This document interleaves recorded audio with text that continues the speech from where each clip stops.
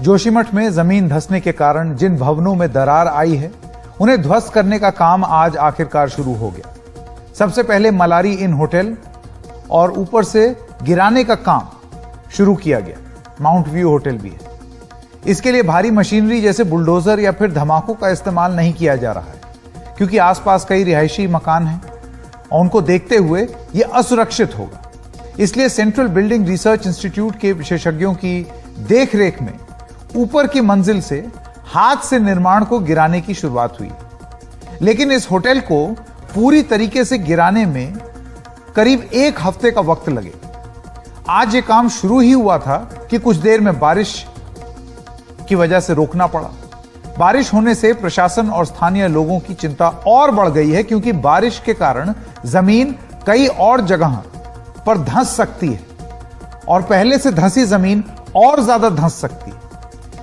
जिला आपदा प्रबंधन विभाग की ओर से यह जानकारी मिली है।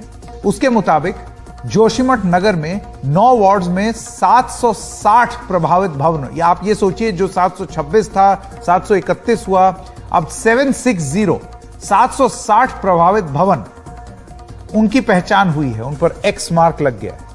इनमें से 128 मकानों को असुरक्षित जोन में रखा गया है, यानी कि असुरक्षित है, आप यहां रह नहीं सकते।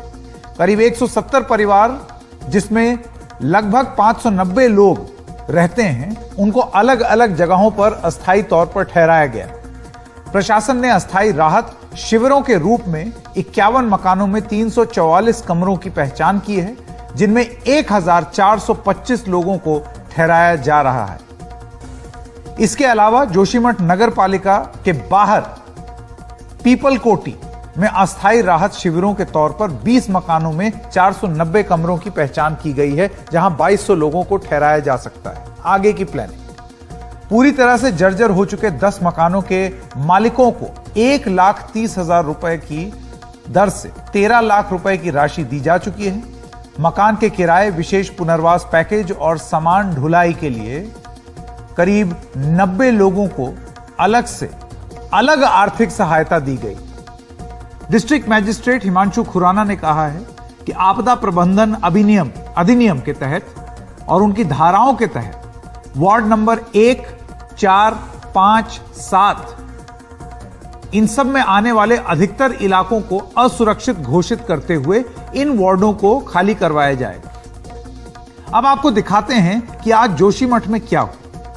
हमारे सहयोगी सौरभ शुक्ला ने दिन भर ग्राउंड रिपोर्ट भेजी, और आप ये जान लीजिए कि आप बिल्डिंग अगर देख लेंगे, क्रैक देख लेंगे, बुलडोजर देख लेंगे, आप अगर वो देखेंगे क्रेन से किसी चीज को हटाया जा रहा है, जनरेटर हटाया जा रहा है, ऑफिशियल्स कुछ कह रहे हैं, मुख्यमंत्री कुछ कह रहे हैं, इन सब से ऊपर जो सबसे बड़ा प्रभाव पड़ता है वो है इस खबर का मानवीय पहलू। जोशीमठ के लोगों पर इसका प्रभाव, उनकी आंखों की टीस सौरभ शुक्ला ने अपनी रिपोर्ट में दर्ज की। सिर्फ पत्रकार लोग ही आगे रहेंगे और पब्लिक पीछे चले जाएंगे। आप वहाँ लेट रहे थे, हम वही तस्वीरें दिखा रहे थे। अब आप बताएंगे। मौसम जो सबसे बड़ा समस्या है इस समय प्रशासन के सामने भी और यहाँ के लोगों के सामने भी, जो खासकर वो परिवार जो अपना घर छोड़ चुके हैं, जो राहत शिविरों में रह रहे हैं, जिनके लिए जीवन यापन बहुत मुश्किल होता जा रहा है। धीरे धीरे करके बड़े योजनाबद्ध तरीके से इस होटल मलारी इनको तोड़ रही हैं और इसमें 1 हफ्ते का वक्त लगेगा, तो ये बहुत आराम से किया जाएगा।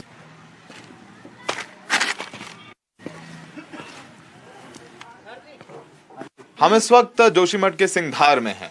तमाम लोग अपने घरों को छोड़ रहे हैं और ये वो लोग हैं जिनके पास बड़े होटल नहीं है, जो रोज कमाते खाते हैं, जीवन यापन करते हैं, छोटे कमरे हैं, छोटे घर हैं। अब देखिए दरारें किस कदर आ रखी हैं घर में कि किसी भी वक्त ये ढह सकता है। लेकिन अब ये लोग जाएंगे कहाँ? जो सरकार के जो शिविर बनाए गए हैं उनमें भीड़ ज्यादा है, ठंड ज्यादा है और अपना घर छोड़ने की तकलीफ। आपसे बात करते हैं, आपका नाम बताइए। आषाढ़ी देवी। आषाढ़ी देवी जी, हाँ। घर खाली करने को कहा है सरकार? हाँ, खाली करने के लिए सामान पैक कर रहे हैं आप? हाँ, सामान पैक कर रहे हैं। कितनी तकलीफ है? अब वो तो भगवान ही जाने कितनी तकलीफ है। हमको आज कितना मेहनत से घर बनाया था, आज तोड़ रहे हो घर, तो तकलीफ तो होगी ना।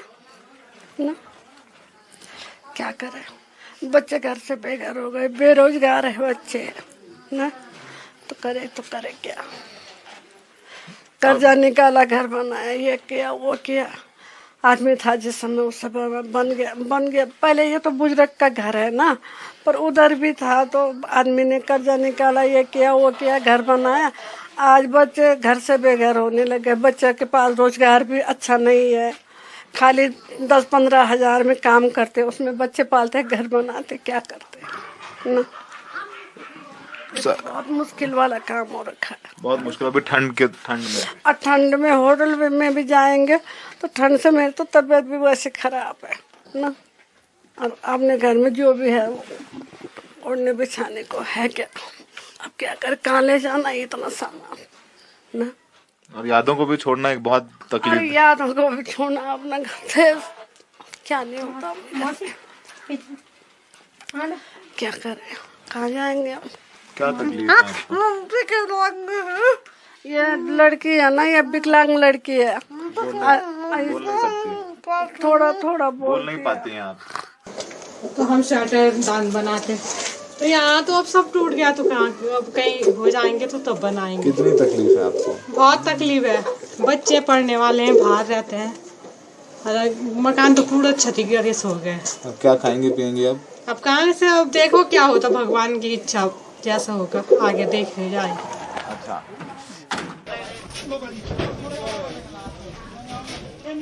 क्या नाम है आपका? मेरा नाम सुलोचना है सर।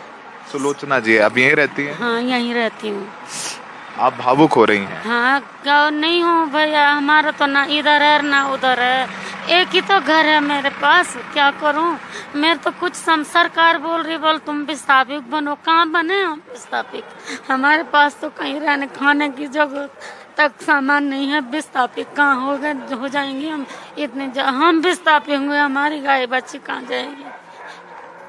आपके गाय बछड़े वगैरह? हाँ, गाय बछड़े वाले हैं, बच्चे बेरोजगार हैं, दूसरों के गांव में जाके क्या हम रोजगार कर सकेंगे। पत्थर फोड़ते हैं मेरे बच्चे, तब खाते हैं हम खाना। मैं लकड़ी बेचती हूँ, घास बेचती हूँ, तब अपना गुजारा करते हैं।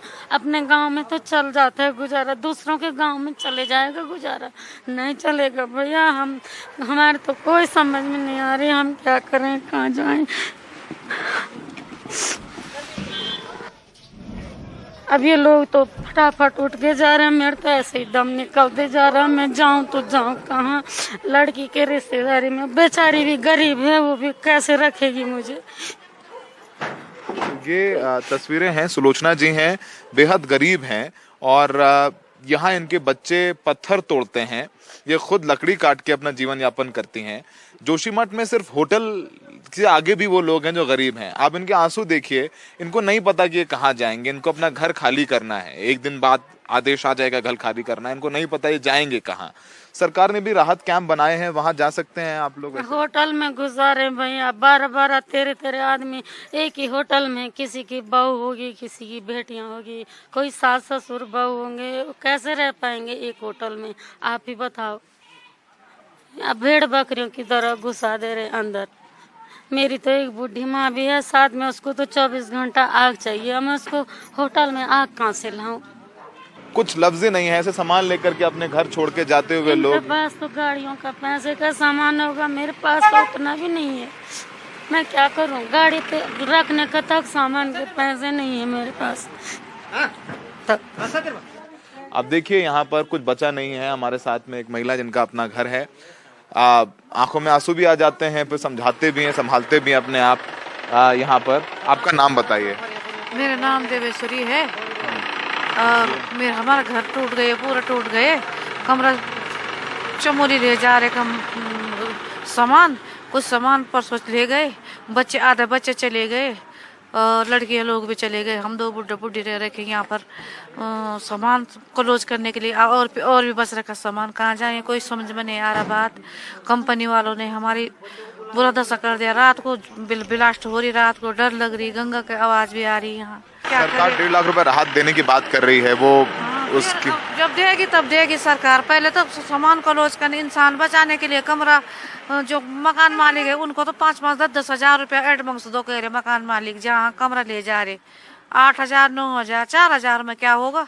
कुछ नहीं होगा 4,000 में। उतने सामान 2-3 गाड़ी सामान चले गए। तिनका कर घर बनाया है।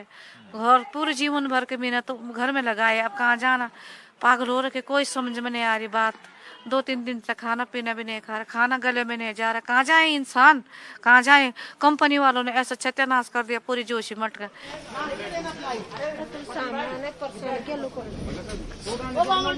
रेस्क्यू ऑपरेशन कैसा चल रहा है अभी आप लोगों का? अभी ऐसा कोई लाइफ का रेस्क्यू ऑपरेशन नहीं है। उन घरों में जिनमें दरारें काफ़ी आ गई हैं और जो रहने के लायक सुरक्षित नहीं हैं, वहाँ पर रहने वाले लोगों को शिफ्ट किया जा रहा है ऐसी जगहों पर जो कि सुरक्षित है। उन घरों में या उन होटल में उनको रखा जा रहा है। ऐसे कितने घर हैं जो अभी आप लोग मान रहे हैं? 731 घरों में तो दरारें हैं, पर ऐसे कितने घर आप लोग मान रहे हैं जिनमें रहना असुरक्षित है? अभी इतने घरों में तो 728 घरों के करीब चिन्हित किया जा चुका है। कुछ और घर हो सकते हैं जिसमें रहना असुरक्षित है। उन घरों को आज चिन्हित कर लिया जाएगा, जिसमें SDRF की टीम लगी हुई है विद एक्सपर्ट। तो उन घरों के भी लोगों को सुरक्षित स्थानों पर ले जाया जाएगा। सौरभ शुक्ला हमारे साथ हैं जोशीमठ से।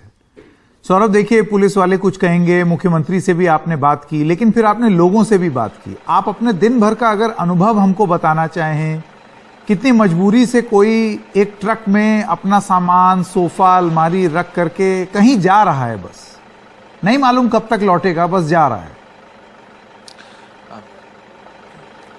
संकेत, जब आपने सवाल पूछना अचानक से पता नहीं क्यों भावुक सा होने लगे हैं। एक लाइन में मर्म बता देते हैं आपको।